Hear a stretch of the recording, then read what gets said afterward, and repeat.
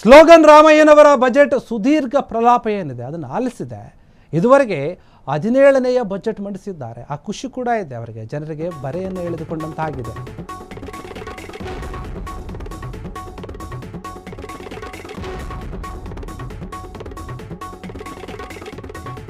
ಅವರಿಗೆ 17ನೇ ಬಜೆಟ್ ಮಂಡಿಸಿದಂತಹ ಖುಷಿ, ಜನರಿಗೆ ಬರೆ ಎಳೆಸಿಕೊಂಡಂತಹ ಬಿಸಿ. ದಾಖಲೆ ಮಾಡಲು ಹೋಗಿ ರಾಜ್ಯದ ಆರ್ಥಿಕತೆಯ ದಿಕ್ಕನ್ನ ಬದಲಾಯಿಸಿಬಿಟ್ರ ಅಂತ, ಅಥವಾ ದಿಕ್ಕಾಪಾಲು ಮಾಡಿದ್ರ? ಕರ್ನಾಟಕದ ಆರ್ಥಿಕತೆ ಹಿಂಜರಿತಕ್ಕೆ ಸಾಕ್ಷಿ ಆಗ್ತಾ ಇದೆಯಾ? ಅದಾಯ್ತು, ಕಾಂಗ್ರೆಸ್ ಸರ್ಕಾರವನ್ನ ರಾಜ್ಯದ ಜನರು ಕ್ಷಮಿಸುವುದಿಲ್ಲ. ಬಜೆಟ್ ಬಗ್ಗೆ ಆಕ್ಷೇಪ ಇದಂತೆ ಕಾಣ್ತಾ ಇದೆ. ಎಕ್ಸ್ ಖಾತೆಯಲ್ಲಿ ಬಜೆಟ್ ಬಗ್ಗೆ ಕೇಂದ್ರ ಸಚಿವ ಎಚ್ ಡಿ ಕುಮಾರಸ್ವಾಮಿ ಮಾತನಾಡ್ತಾ ಇರುವಂತಹ ಮಾತು ಇದು.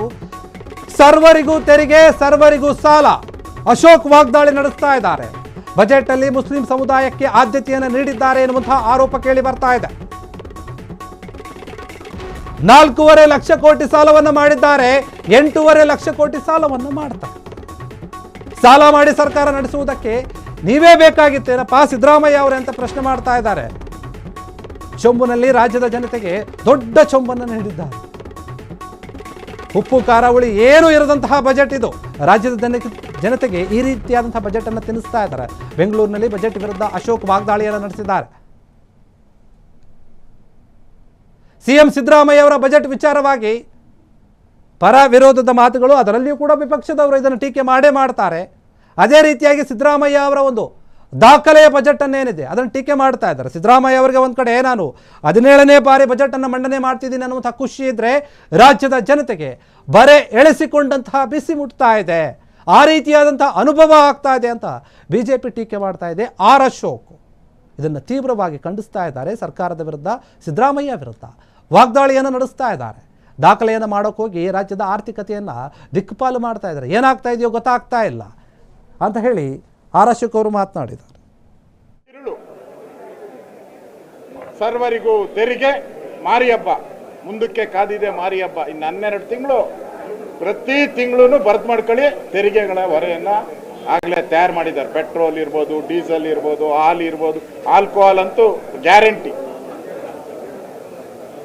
ಇದು ಸಿದ್ದರಾಮಯ್ಯನವರ ಕಳಪೆ ಬಡ್ಜೆಟ್. ಇದು ಕಳೆದ 3 ವರ್ಷದಲ್ಲಿ 4.5 ಲಕ್ಷ ಕೋಟಿ ಸಾಲ ಮಾಡಿದ್ದಾರೆ ಸಿದ್ದರಾಮಯ್ಯ. 4.5 ಲಕ್ಷ ಕೋಟಿ. ನಮ್ಮದು ಈಗ 8 ಲಕ್ಷ ಕೋಟಿ, 824 ಕೋಟಿ ನಾವು ಸಾಲ ನಮ್ಮ ತಲೆ ಮೇಲೆ ಇದೆ ಈಗ. ಅದರಲ್ಲಿ ಸಿದ್ದರಾಮಯ್ಯನವರ ಪಾಲೆಷ್ಟು ಅಂದರೆ 54%. 54%. ಇನ್ನು2 ವರ್ಷದ್ದು ಏನಾನ ಸೇರಿಸ್ಕೊಂಬಿಟ್ರೆ ಸಿದ್ದರಾಮಯ್ಯನವ್ರದ್ದು 60%. ಹೆಂಗೂ ಕಮಿಷನ್ 60% ಹೊಡಿತಾವ್ರೆ. ಆ ಕಮಿಷನ್ಗೆ ಕರೆಕ್ಟಾಗಿ ಇವ್ರ ಶೇರು ಸಾಲನೂ ಕೂಡ ಇದೆ. ಅಂದರೆ ಸಾಲ ಮಾಡಿ ಸರ್ಕಾರ ನಡ್ಸೋಕ್ಕೆ ನೀ ಹಾಕ್ಬೇಕಪ್ಪ ಸಿದ್ದರಾಮಯ್ಯ, ನೀ ಹಾಕ್ಬೇಕು. ಯಾರೋ ಸಾಮಾನ್ಯ ಜನ ರೋಡಾಗಿರೋನು ಕೂಡ ಸಾಲ ಮಾಡಿ ತರಕಾರಿ ವ್ಯಾಪಾರ ಮಾಡೋನು ಕೂಡ ಮಾಡ್ತಾರೆ. ನೀನು ಏನೋ ಸ್ಪೆಷಲ್ಲು ನಾನು ಆದಾಯ ಮಾಡ್ತೀನಿ.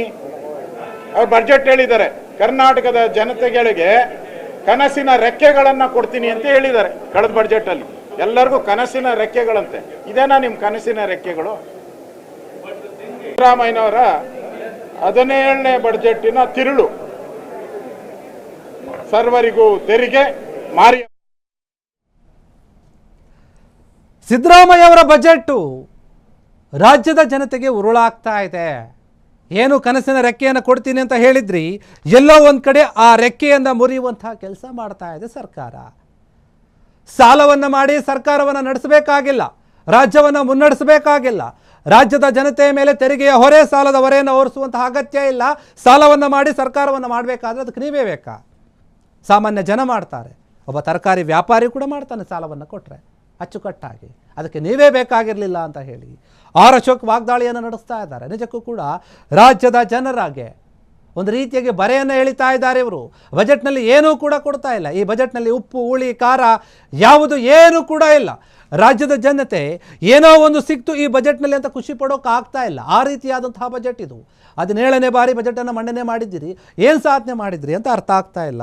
ರಾಜ್ಯದ ಜನತೆಗೆ ಉಪಯೋಗ ಆಗುವಂಥದ್ದು ಈ ಬಜೆಟ್ನಲ್ಲಿ ಏನೂ ಕೂಡ ಇಲ್ಲ ಅಂತ ಆರ್ ಅಶೋಕ್ ವಾಗ್ದಾಳಿಯನ್ನು ನಡೆಸಿದ್ದಾರೆ. ಯಾಕಂದರೆ ಬೆಂಗಳೂರಿನಲ್ಲಿ ಏನು ಮಾತನಾಡಿ ಅವರು ಹೇಳ್ತಾ ಇದ್ದಾರಲ್ಲ, ಕೆಲವೊಂದು ಅಂಶಗಳನ್ನು ಹೇಳ್ತಾ ಇದ್ರು. ಸಿದ್ದರಾಮಯ್ಯ ಅವರು ಏನು ಘೋಷಣೆಯನ್ನು ಮಾಡಿದರು, ರಾಜ್ಯದ ಜನತೆ ಏನೋ ಸಿಗುತ್ತೆ ಅಂತ ನಿರೀಕ್ಷೆಯಲ್ಲಿದ್ದರು. ಆದರೆ ಆ ನಿರೀಕ್ಷೆಗಳೆಲ್ಲವೂ ಕೂಡ ಸುಳ್ಳಾಗಿದೆ.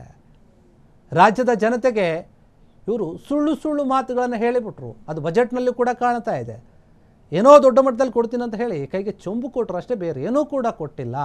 ರಾಜ್ಯದ ಜನತೆಗೆ ಒಂದು ದೊಡ್ಡ ಚಂಬನ್ನು ಕೊಟ್ಟಿದೆ ಈ ಸರ್ಕಾರ ಅಂತ ಹೇಳಿ ಆರ್ ಅಶೋಕ್ ವಾಗ್ದಾಳಿಯನ್ನು ನಡೆಸಿದ್ದಾರೆ. ಕ್ಷಣ ಕ್ಷಣದ ಸುದ್ದಿಗಳಿಗಾಗಿ ಫ್ರೀಡಂ ಟಿವಿ ಸಬ್ಸ್ಕ್ರೈಬ್ ಮಾಡಿ, ಲೈಕ್ ಮಾಡಿ ಹಾಗೂ ಫಾಲೋ ಮಾಡಿ.